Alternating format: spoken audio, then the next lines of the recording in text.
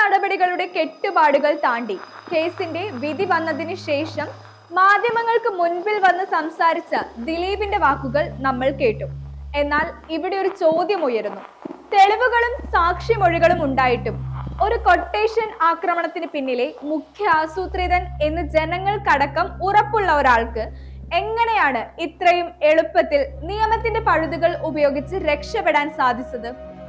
തെളിവുകളും സാക്ഷിമൊഴികളും ഉണ്ടായിട്ടും കുറ്റാരോപിതനായ വ്യക്തി നിയമത്തിന്റെ പഴുതുകൾ ഉപയോഗിച്ച് പുറത്തു വന്നത് നീതിന്യായ വ്യവസ്ഥയുടെ പരാജയമായി സമൂഹം കാണണ്ടേ? ഇവിടെ തകർക്കപ്പെട്ടത് അതിജീവിതയുടെ നീതി മാത്രമല്ല, മറിച്ച് നിയമം എല്ലാവർക്കും തുല്യമാണ് എന്ന് വിശ്വസിച്ച നമ്മൾ ഓരോരുത്തരുമാണ്. ആക്രമിക്കപ്പെട്ടവളെ സംശയത്തിന്റെ മുനയിൽ നിർത്തി ആരോപണ വിധേയരായവരെ ആഘോഷിക്കുന്ന ഈ രീതി മാറണം. വിധിക്ക് ശേഷം മാധ്യമങ്ങൾക്ക് മുൻപിൽ വന്ന ആ വിജയഭാവം ആഘോഷിക്കപ്പെടേണ്ട ഒന്നായിരുന്നില്ല, മറിച്ച് നീതി നിഷേധിക്കപ്പെട്ട ഒരു അതിജീവിതയുടെ വേദനയുടെ നേർക്കാഴ്ചയായിരുന്നു. ആക്രമിക്കപ്പെട്ട ശേഷം തന്റെ പേര് മറച്ചുവെച്ച് അവൾ നീതിക്കായി മുൻപോട്ട് വന്നു. ആ ധൈര്യത്തെ നമ്മൾ നമിക്കണം.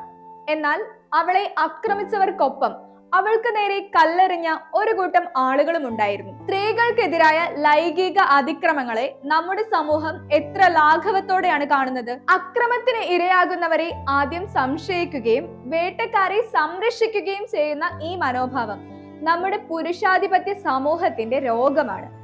ആക്രമിക്കപ്പെട്ട വ്യക്തിക്ക് നീതി ലഭിക്കുന്നതിന് പകരം ചോദ്യം ചെയ്യപ്പെടുന്നതും ഒറ്റപ്പെടുത്തുന്നതും കാണുമ്പോൾ എന്തുകൊണ്ടാണ് പലപ്പോഴും സ്ത്രീകൾ തങ്ങൾക്കെതിരായ അതിക്രമങ്ങൾ തുറന്നു പറയാൻ മടിക്കുന്നത് എന്ന ചോദ്യത്തിന് ഈ കേസ് വ്യക്തമായ ഉത്തരം നൽകുന്നു.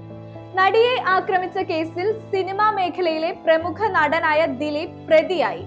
കൊട്ടേഷൻ നൽകി അതിക്രൂരമായി ഒരു കുറ്റകൃത്യം ആസൂത്രണം ചെയ്തു എന്നതായിരുന്നു ആരോപണം.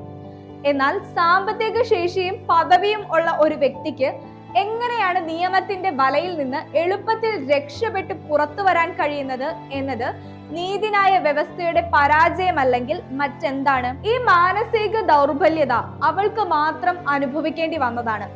ആക്രമിക്കപ്പെട്ട നടി ഇന്ന് നമുക്ക് വേണ്ടി, ഈ സമൂഹത്തിലെ ഓരോ പെൺകുട്ടികൾക്കും വേണ്ടി നീതിക്ക് വേണ്ടി പോരാടുകയാണ്. നിയമത്തിന്റെ നൂലാമാലകൾക്കപ്പുറം മനസാക്ഷിയുടെ കോടതിയിൽ ഇന്നും ആ ചോദ്യം ബാക്കിയാണ്. നീതി നടപ്പിലായോ, അതോ പണത്തിനും സ്വാധീനത്തിനും മുൻപിൽ നിയമം വഴിമാറിയോ? അവൾ പോരാടുന്നത് അവൾക്ക് വേണ്ടി മാത്രമല്ല, വരും തലമുറയിലെ ഓരോ പെൺകുട്ടികൾക്കും വേണ്ടിയാണ്. ആ പോരാട്ടത്തിൽ കൈകോർക്കാൻ നമുക്ക് സാധിക്കും. ഈ പോരാട്ടം അവസാനിക്കുന്നില്ല. അതിജീവിതയ്ക്കൊപ്പം നിൽക്കുക എന്നത് നമ്മുടെ കടമയാണ്.